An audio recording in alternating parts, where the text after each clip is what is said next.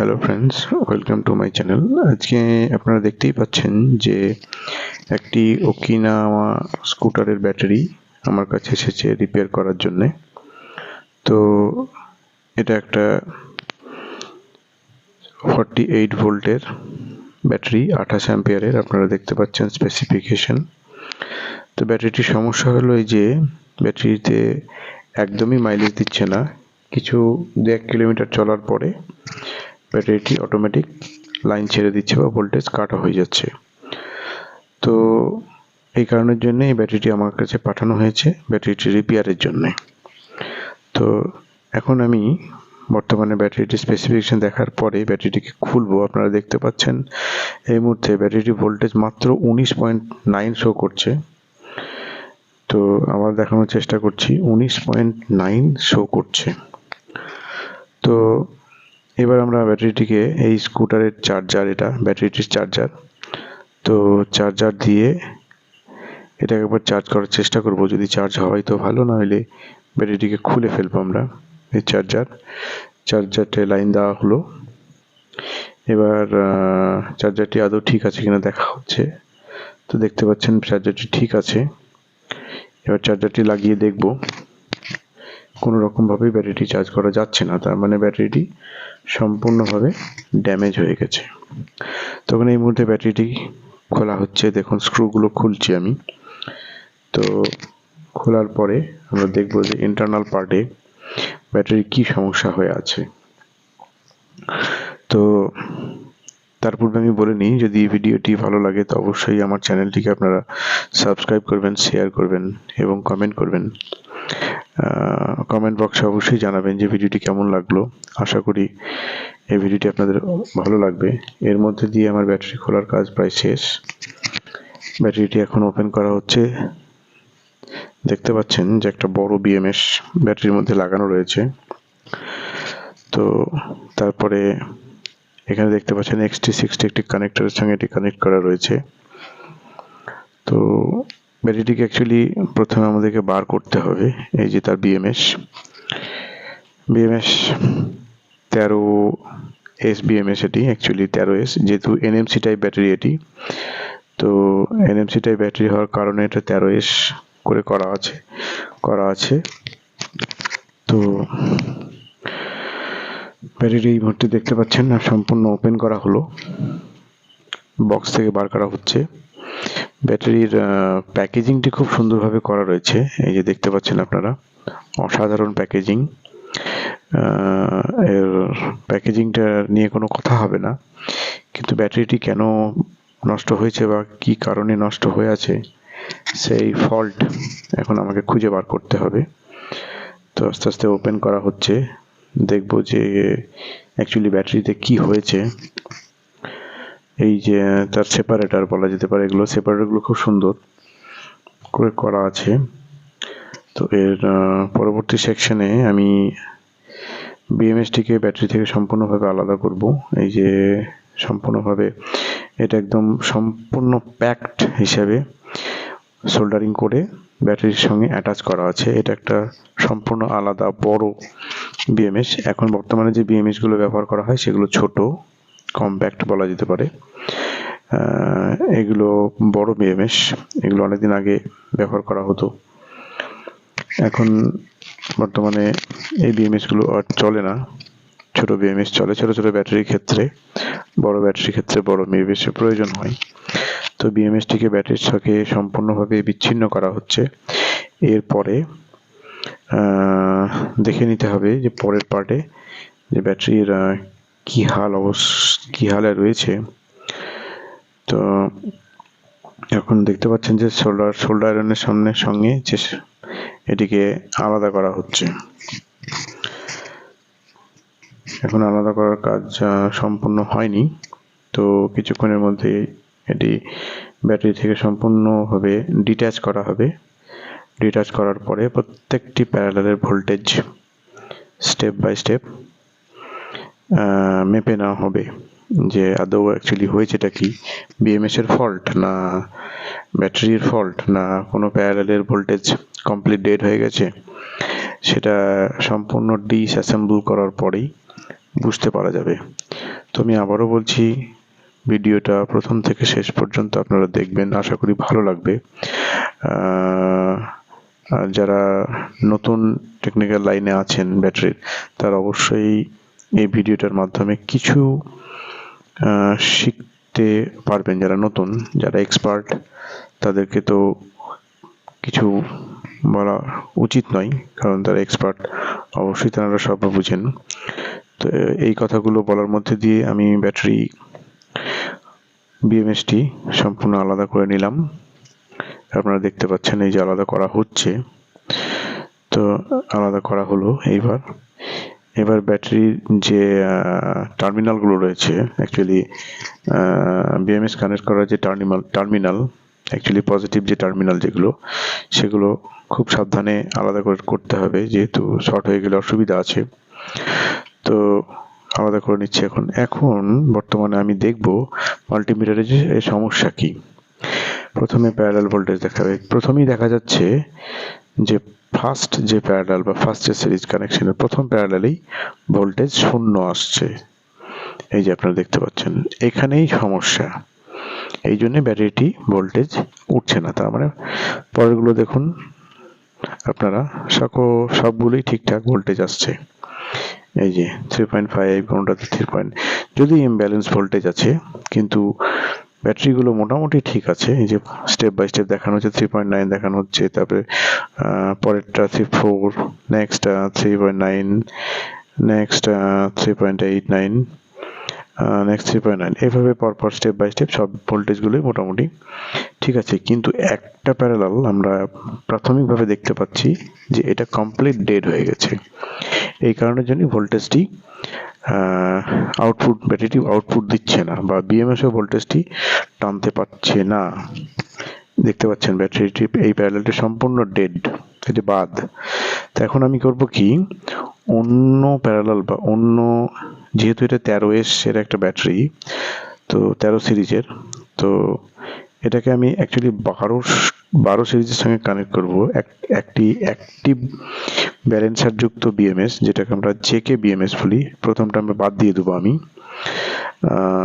বাদ দেওয়ার পরে তারপর থেকে আমি 12টা ব্যাটারি কানেক্ট করব। অ্যাকচুয়ালি কানেক্ট করার কারণ হচ্ছে যে পরের ব্যাটারিগুলো আদৌ ঠিকঠাক আছে কিনা সেটা দেখা অত্যন্ত প্রয়োজন। কারণ ব্যাটারিটি রিপেয়ার যখন করা হবে, তখন একটা সিরিজ বাদ দিলে হবে না, পরবর্তী আরও সিরিজগুলো দুর্বল আছে, সেটাকে আমাকে প্রথমে ফাইন্ড করতে হবে।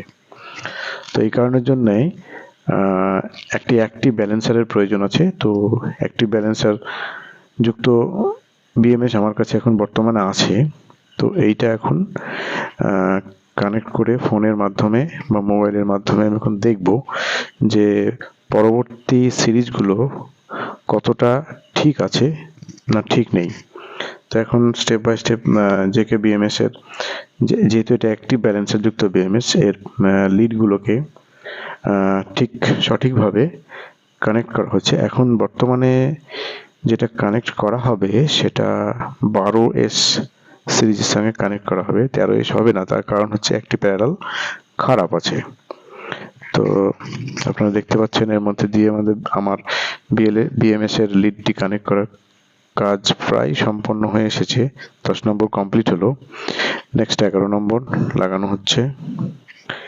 নেক্সট আমরা লাস্ট যে লিডটি সেটি লাগাবো। 11 নম্বর এটা কানেক্ট চলছে। নেক্সট আমি 12 নম্বর লিডটি কানেক্ট করতে যাচ্ছি।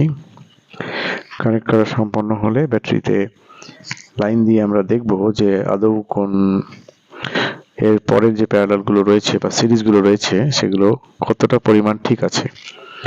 এবার বিএমএসএ নেক্সট যে ওয়্যারটি থাকে, লাস্ট ওয়্যারটি, সেটি এর সঙ্গে সোল্ডারিং করা হলো এই মুহূর্তে। এবার বিএমএস এর সঙ্গে এই ব্যাটারিটিকে কানেক্ট করা হবে। একটি নেগেটিভ টার্মিনাল করা হচ্ছে, নেগেটিভটা প্রয়োজন আছে, এটা বিএমএস এর সঙ্গে কানেক্ট হবে। তো এটার পরবর্তী সেকশনে আমরা বিএমএসটিকে কানেক্ট করব। এই যে আপনারা দেখতে পাচ্ছেন সব আমাদের কানেকশন রেডি। এবার বিএমএস এর সঙ্গে যে কানেক্টর আছে সেটাকে আমি এখন লাগিয়ে দিলাম। পরের কানেক্টরটিও লাগাতে হবে, কারণ লাস্ট লিডটি 12 নম্বর লিডের সঙ্গে যুক্ত হবে। তারপরে বিএমএসটি কানেক্ট হবে। কিন্তু এখনই বিএমএসটি কানেক্ট হবে না, তার কারণ হচ্ছে বিএমএসটিতে চার্জিং কারেন্ট একটু দিতে হবে, নাহলে বিএমএসটি অন হবে না। আপনারা দেখুন বিএমএস, এটা জেকের বিএমএস। এই যে আমি একটি চার্জার নিয়েছি, চার্জারের ভোল্টেজটি আমি এখন দেখানোর চেষ্টা করব। এটা একটা 58 সামথিং ভোল্টেজ শো করবে, এই যে 58 সামথিং শো করছে। এইটাকে অ্যাকচুয়ালি চার্জিং পয়েন্টের সঙ্গে একটু কানেক্ট না করলে এটা কাজ করবে না। এই যে লাগানো হলো, আমি লাগালাম, খুলে একবার লাগালাম আবার ভালো করে। তো এইবার করব কি, এটার সঙ্গে কানেক্ট করব চার্জারের সঙ্গে। চার্জার পোর্টের সঙ্গে কানেক্ট না করলে বিএমএসটি অ্যাক্টিভ হবে না। আবারও ভোল্টেজ দেখানোর চেষ্টা করছি, 58.3 সামথিং দেখাচ্ছে।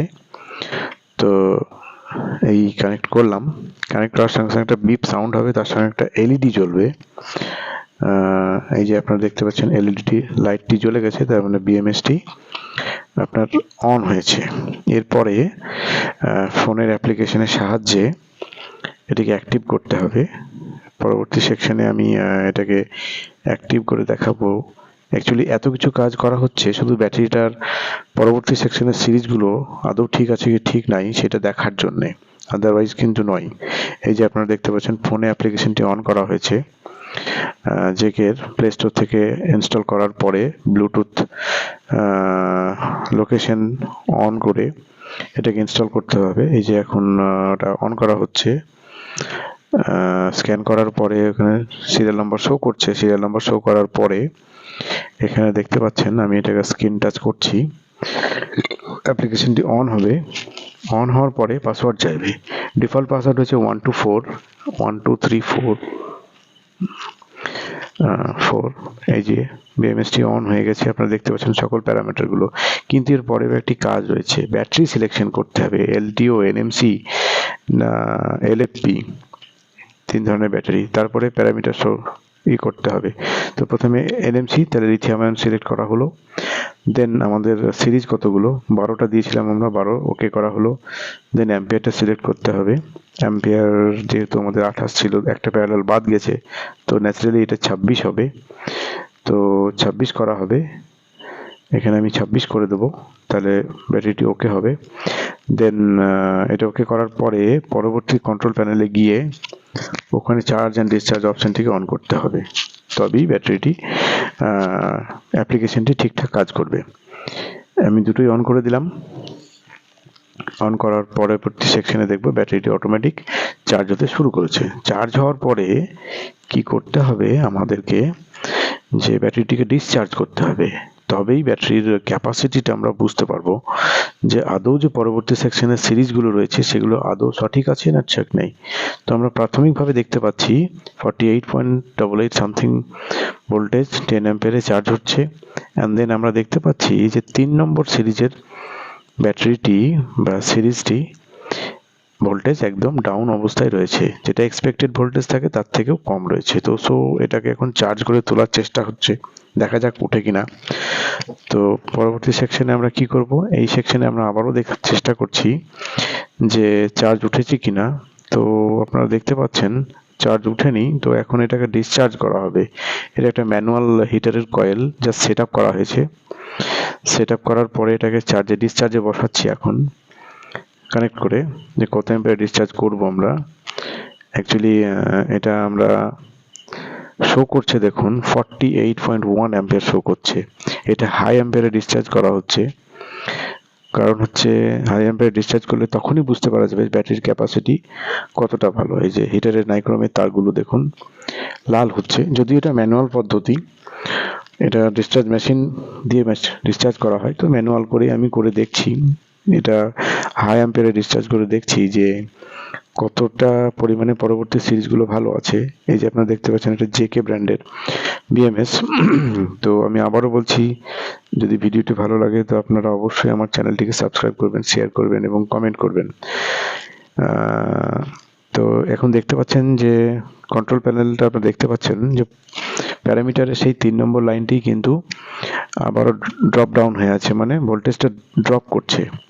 তো এখন ডিসচার্জ হচ্ছে হাই অ্যাম্পিয়ারে। এই যে দেখছেন নাইক্রোমের তারটি সম্পূর্ণ লাল হয়ে গেছে। তো এই অবস্থায় ব্যাটারির যে আদার্স সিরিজগুলো রয়েছে তো আদার সিরিজগুলো মোটামুটি ভালোই আছে, শুধুমাত্র একটি সিরিজ খারাপ হয়ে গেছে। পরবর্তী 3 নম্বর সিরিজটা খারাপ অবস্থায় রয়েছে। তাহলে আমাদেরকে ব্যাটারিটি রিপেয়ার করতে গেলে যেটা কমপ্লিট ডেট আছে সেটা চেঞ্জ করতে হবে, প্লাস এখানে 3 নম্বর সিরিজটা চেঞ্জ করতে হবে। এখানে 3.466 ভোল্টেজ শো করছে। তো এই দুটো সিরিজকে চেঞ্জ করে দিলে ব্যাটারিটি মোটামুটি ওকে হয়ে যাবে। তো পরবর্তী ভিডিওতে আমি ব্যাটারিটি সিরিজ চেঞ্জ করে, দুটো সিরিজ চেঞ্জ করে আবার নতুন করে ব্যালেন্স করে ব্যাটারিটিকে আপনাদের সামনে দেখানোর চেষ্টা করব। তো এখন আপনারা দেখতে পাচ্ছেন যে সিরিজটি ভোল্টেজ ড্রপ করছে, সম্পূর্ণটা দেখানোর চেষ্টা করলাম কনফিগারেশনটি কি অবস্থায় আছে দূর থেকে। তো আপনারা দেখতে পাচ্ছেন যে এটা একটা জেকে স্মার্ট বিএমএস, এটা একটি ব্যালেন্সার দিয়েও করা যেতে পারে, তো আমি স্মার্ট বিএমএস দিয়ে করলাম যেহেতু ছোট ব্যাটারি। তো এখন দেখতে পাচ্ছেন 41.7 পয়েন্টে ডিসচার্জ হচ্ছে, হাই অ্যাম্পিয়ারে ডিসচার্জ হচ্ছে, যদি এটা 26 অ্যাম্পিয়ারের ব্যাটারি বর্তমান 12S। তো পরবর্তী সিরিজের ব্যাটারিগুলো ভালোই আছে। তো এই যে দেখতে পাচ্ছেন একটা বিএমএস। তো আশা করি ভিডিওটি আপনাদের অবশ্যই ভালো লেগেছে, এবং পরবর্তী সেকশনে আমি আবারও বলছি এই ব্যাটারিটি রিপেয়ার করে আপনাদের সামনে তুলে ধরবো। ভিডিওতে প্রথম থেকে শেষ পর্যন্ত থাকার জন্য আপনাদেরকে অশেষ ধন্যবাদ।